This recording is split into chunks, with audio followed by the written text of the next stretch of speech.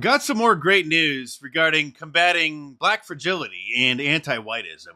Two high school students who were expelled from a San Francisco area private school 4 years ago after they posted pictures of themselves wearing acne treatments on their face that happened to be dark in color and scared some of their fellow students who accused them of being racist and wearing blackface and tattled on them to the school. They thankfully sued, and now 4 years later, they won. The jury awarded them each $500,000 and reimbursement for the tens of thousands of dollars that they wasted in tuition at the school. This was one of the exhibits in the case because this is the selfie that they posted after applying the acne medication, looking like they were wearing war paint or like Arnold Schwarzenegger in the Predator film when he covered himself in mud to hide his heat signature from the Predator creature. A scene that will probably be digitally edited out of the film at some point for being too offensive to our modern day sensibilities. And guess which law firm won this historic legal victory for these kids? I'll give you two guesses because your first guess is probably actually going to be wrong. It's not Stephen Miller's law firm, the America First Legal Foundation, which would have been my first guess as well. I don't know if they were operational 4 years ago, but it was actually Harmeet Dillon's law firm, the Dillon Law Group. She's that high-profile conservative lawyer who used to appear all the time on Tucker Carlson and has done some great work. She represented Andy Ngo in a lawsuit against Antifa and has been involved with some great legal cases. I don't know if her law firm works on a contingency basis where they just take a percentage of the winnings. That's what Stephen Miller's law firm does. So if you're white and you're discriminated against because of the systemic anti-whiteism, then his law firm will consider taking your case. And if they do, then you don't have to pay a dime. And I certainly hope this police officer, or now former police officer in Ohio, sues because he was fired for using a Snapchat ski mask filter, which some morons construed as him wearing blackface. These kinds of lawsuits are long overdue, and we're going to start seeing more of them because white people are finally getting fed up with being discriminated against, to being accused, to being racist for such ridiculous nonsense. And instead of cowering away and hoping the controversy goes away or believing the gaslighting that they did something wrong, they are fighting back using the legal system. Like the kid in San Diego, the middle schooler, who was suspended for wearing war paint to a high school football game.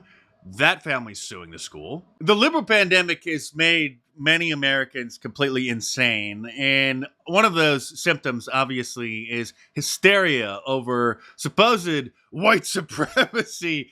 Like when they shut down that Amazon warehouse being constructed in Connecticut a few years ago after one of the workers found a rope with a loop on the end and somehow construed it as if somebody like set out a noose in order to harass the non-white workers. And then when they conducted their investigation, they found a total of 7 ropes with loops on the end, which were obviously being used to hoist tools and construction materials up onto the scaffolding or up onto the next level of the building. So this was back in 2021, and here we are 3 years later, and they still haven't caught the culprit because, of course, there was no culprits, which reminds me, I may have to call the detective who was assigned to this case and ask him if he will admit the obvious or if they left the case open and if it remains unsolved. Even calling them nooses is fake news. And then several construction workers sued Amazon and their bosses because they were scared that such things appeared on the job site. And some of them, people of color, were considered to be suspects and were interviewed by the FBI. 5 black and Hispanic electricians who felt threatened when several nooses were found on an Amazon warehouse construction site in Connecticut have filed a federal civil rights lawsuit against the company and 2 contractors, accusing them of inaction, retaliation for just questioning them because they were suspected, some of them, of planting the nooses there, and discrimination. Because liberals are mentally deficient, they didn't remember that they were utterly humiliated just 1 year earlier after a dozen FBI agents were assigned to investigate the garage door pull in Bubba Wallace's NASCAR garage and had to admit that it was not a hate crime, that it was just the loop tied at the end of the rope in order to open the garage door. Those of us with a brain, on the other hand, knew the moment that that story broke that it was fake news.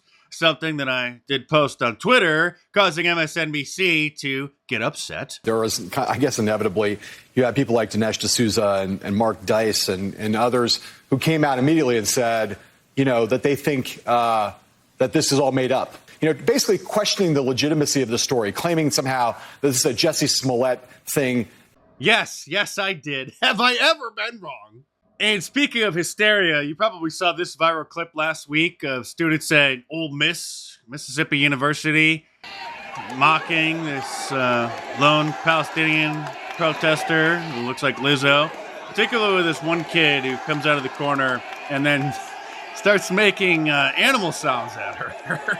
Of course, that student was called racist and was kicked out of the fraternity.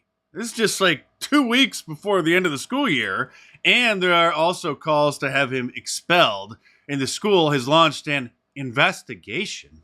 Now, hear me out. What that kid did was wrong. He should have been making hippo noises, because gorillas don't get that fat.